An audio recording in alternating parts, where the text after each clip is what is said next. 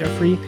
Today, I'm giving you some thoughts on the recent firing of Adrian Griffin as the head coach of the Milwaukee Bucks.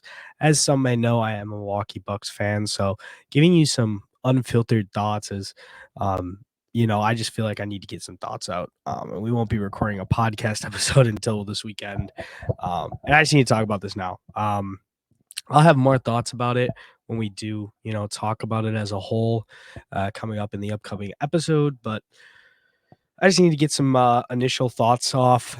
Figured I'd take advantage of a hot topic, and especially one that pertains to a situation that I know a lot about. So, um, I mean, the first thing first is I did not see this coming, especially right now. Halfway through the season, before the trade deadline, before All Star break. This is a unique situation. It's not something that happens a lot, especially for a contending team, especially one that's second in the East right now. Um, I just want to talk about a few of the, I guess, underlying things that have been brought up, I guess, through Shams, Woj, all that good stuff. So apparently, um, Griffin lost the locker room to a lot of the veteran players, including Giannis, Dame, so the two best players on the team, and um, are unhappy with how the team's being ran, and they feel like he can't lead them to a championship. So the front office, feeling those sentiments, went out and they decided to make a coaching change. And if that's what this is, um, I can understand it. Coaching in the NBA, besides the importance of what you can do and project X's and O's on the basketball court, I think you know it's managing egos and it's managing players and it's understanding how they want to be treated and how they feel. And at the end of the day, Griffin could not do that task, especially for a star-studded roster with veteran players like this. I mean, it's just you're gonna have to understand that. I want to go through each player's individually on some of the stuff that's been brought up with them. So for Dame, it seems like he's really just not a fan of how this team is running the offense. He feels like he should be on the ball more. They should be running two-man game more. He feels like the offense as a whole is just underwhelming.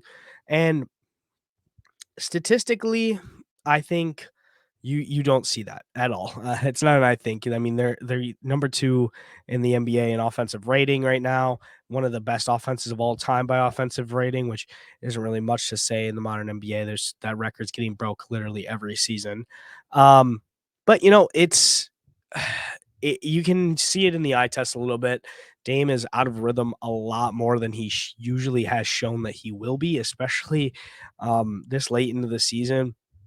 I think the pick and roll with Giannis and Dame has not gone to enough, which I can agree with, even though I think it's overstated on how much of an impact that has had on the offense. There's a lot of instances where Giannis is the one initiating offense, which is completely fine in my book. He is either the best or second best player in the NBA. Um, I don't think you can have him elsewhere. And I think if you're gonna have him initiating offense as good as he is, I think that's perfectly fine. Um, I will say though, that there is times where it gets a little stat. I do have some issues with it. The Chris Middleton ball handling, I think, needs to go down. Even though I don't think again it's has been as big of a problem as people have made it out to be.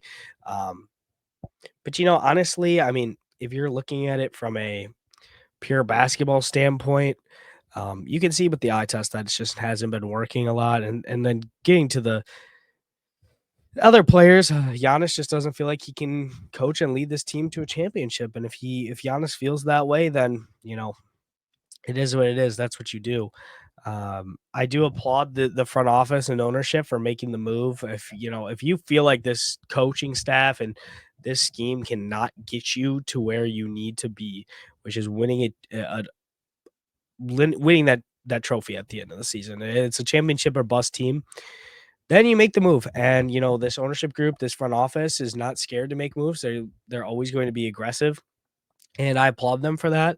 Um, Now getting to the other side of this, the defensive side of the ball has been a problem. Obviously, players do not put in effort. They do not look like they care. They do not look like they want to be coached. They do not look like they want to be listened, and that's a problem.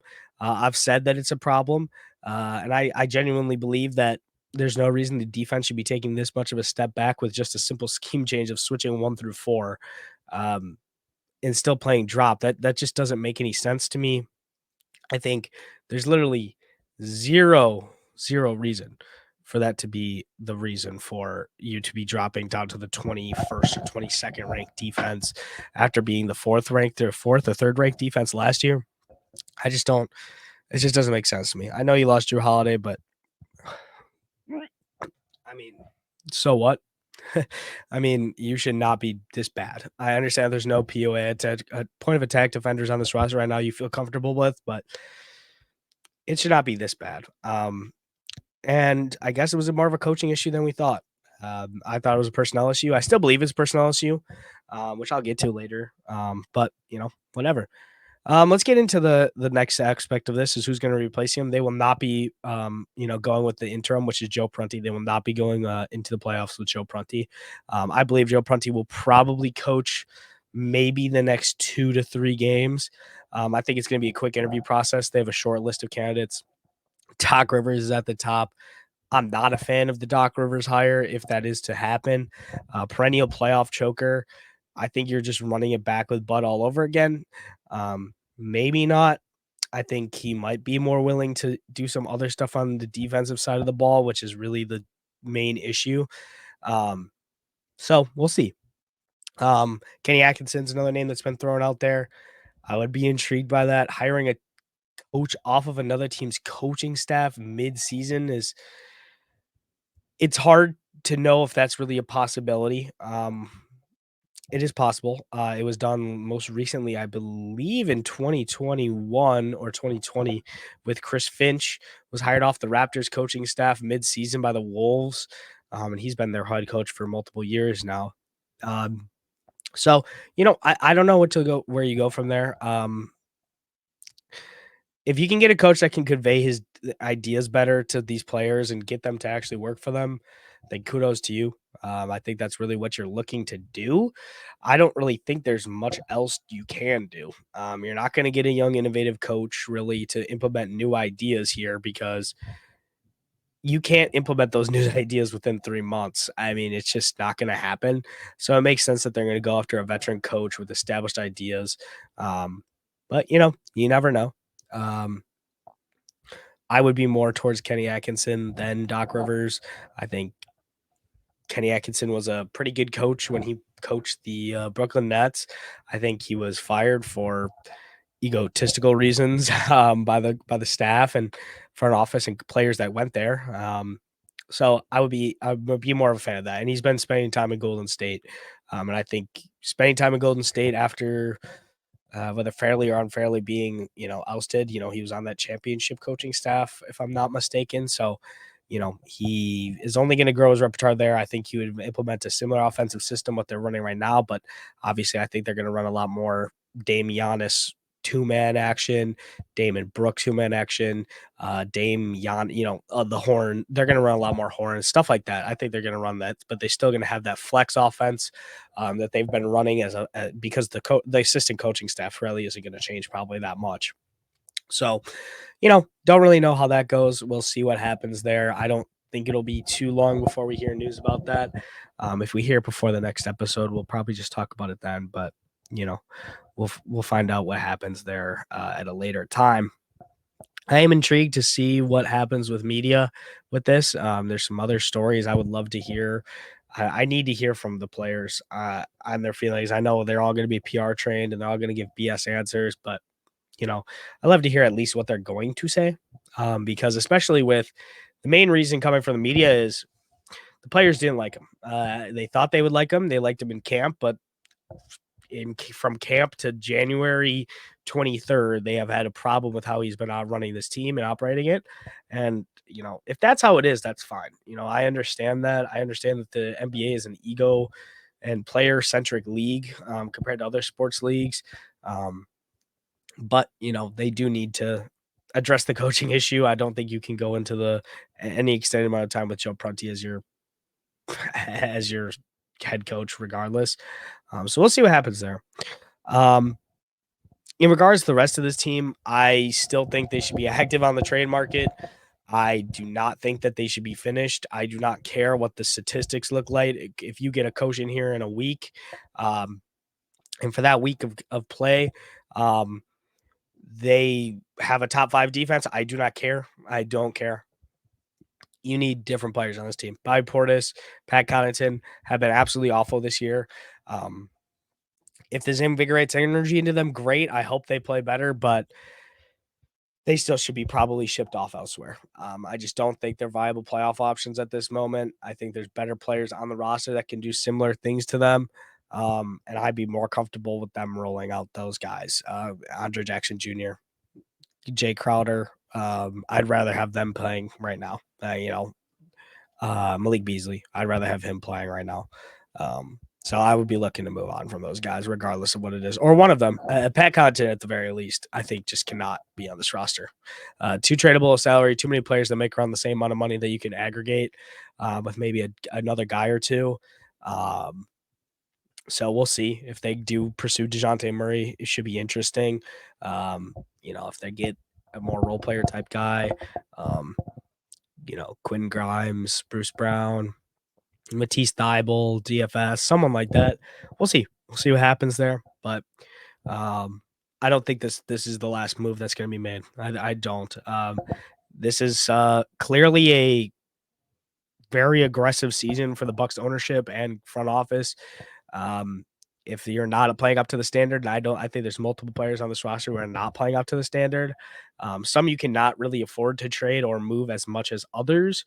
So, that's why I'm pointing to those two guys that are coming off the bench. But we will see what happens in the coming days with new coaching candidates. Players, will speak to the media. We'll see that. I know I saw the Nasus is doing a podcast with Dame today. So we'll see if they talk about the coach firing. I doubt it, but we'll see. We'll see what happens. But I do want to say there's some other things coming out about Adrian Griffin regarding his nephew passing away at his home. I've This was apparently some time ago. I've not heard anything about it, news wise. Front offices not talked about it, or any of the reporters, Shams, Woj, or anybody like that. So we'll see what happens there. I genuinely have no idea what to think about that whole situation. If that was part of the reason why, with that whole situation going on, I completely understand that being a factor, along with the basketball and off-court issues. So we'll see what happens if we hear anything about it. Obviously, I believe John Horst is going to be talking to the media tomorrow night. So we'll see what happens there. I'm guessing they have some stuff to take care of with Adrian Griffin and addressing the team. But we'll see. We'll see. I think that's really all you can do. I hope they can find a good candidate. I really, really not a fan of Doc Rivers, but I really don't know who you're going to get. The other available candidates are absolute horrible coaches. If we're going to settle for someone that's not good, I would at least want to settle for someone that's coached recently. So I'm more okay with that than grabbing a guy that hasn't coached in a few years. That last time they coached, it was just as bad. So we'll see what happens there. Hopefully, the Bucks can pivot off this and make it a better situation than it can be. But, we'll see. As I've said, I feel like I've said that a bunch, but, just decided to throw some unfiltered thoughts up here about it. Hopefully we'll have some more information throughout the week, and we'll bring you an episode later this week. Probably on Saturday we record. I apologize for anybody that does watch the episode today. But, there were some uploading issues for some reason. So we'll see what happens there. But I appreciate anybody that has checked me out the video. Just want to say subscribe, like, comment down below if you have any comments on this situation or the Bucks coaching issues. Feel free to leave a like, comment, subscribe, follow us on all of our socials, and click down the link below. Join the Who Has Hoops community as well if you want to talk basketball 24/7 on the platform known as X, or Twitter, as we do like to call it around here. So, and with that, I'll leave it at that. Peace out. Have a good night.